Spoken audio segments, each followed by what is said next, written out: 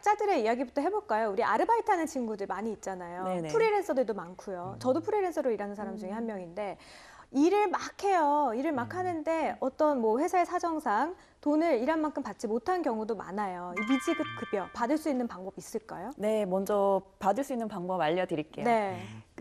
아르바이트라고 말을 많이 하죠. 이런 아르바이트는 일반적으로 근로관계 법령상으로는 단시간 근로자에 해당되어서 법적 네. 보호의 대상이 됩니다.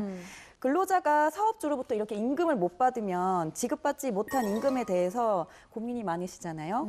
제가 알려드릴 것은 사업장이 소재하고 있는 관할 고용센터에 가셔서 네. 이런 임금 체불 사실에 대한 진정을 하시면 우선 될 것 같아요. 그렇게 되면 그 다음 스텝이 고용센터에서는 근로감독관이 있는데 이 근로감독관이 조사를 해서 임금 체불 사실이 확인이 되면 근로자에게 밀린 임금을 지급하라고 사업자에게 지시를 하게 됩니다. 네. 그런데 사실 뭐 고용센터에 이런 임금체불 진정할 수도 있고 마지막으로는 뭐 민사소송까지 할 수도 있지만 고용주가 입장에서 뭐 배째라 나는 안 줄 거다 이런 식으로 나올 수도 있단 말이에요.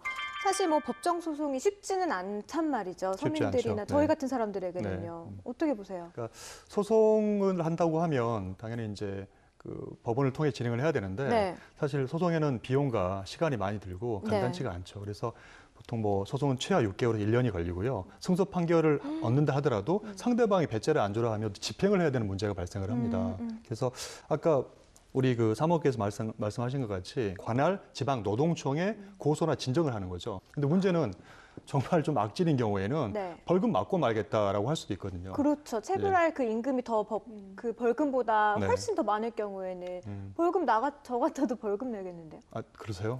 저희는 아닌가? 그래도 벌금은 전과 기록이 남기 때문에. 그렇죠, 예. 그렇죠. 그러면 안 근데 되죠. 네. 보통의 경우에는 특히 처음 당한 분들은 고용주들이 이제 벌금까지 간다고 하고 특히 근로감독관은 제가 해보면 철저하게 그 근로자 편에 좀 섭니다. 약자니까. 네, 그리고 또 검찰 총치되면 검찰은 더더욱 그러니까요. 그래서 그 과정에서 이렇게 돈을 갖다가 다 주게 되면 검찰에서 불기소하게 되니까 그 해결이 가능한데 정말 독하신 분들 같은 경우에는 벌금 받고 맙니다.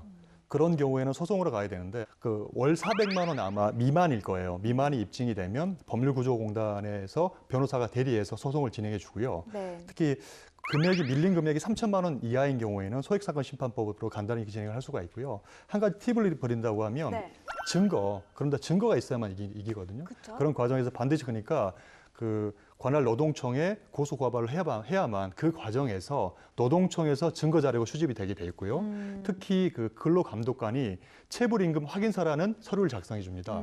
이걸 가지고 소송을 하면 쉽게 이길 수가 있는데 그러지 않고 처음부터 소송으로만 들어가면 소송에서도 입증 때문에 굉장한 곤란을 겪을 수도 있겠죠. 네.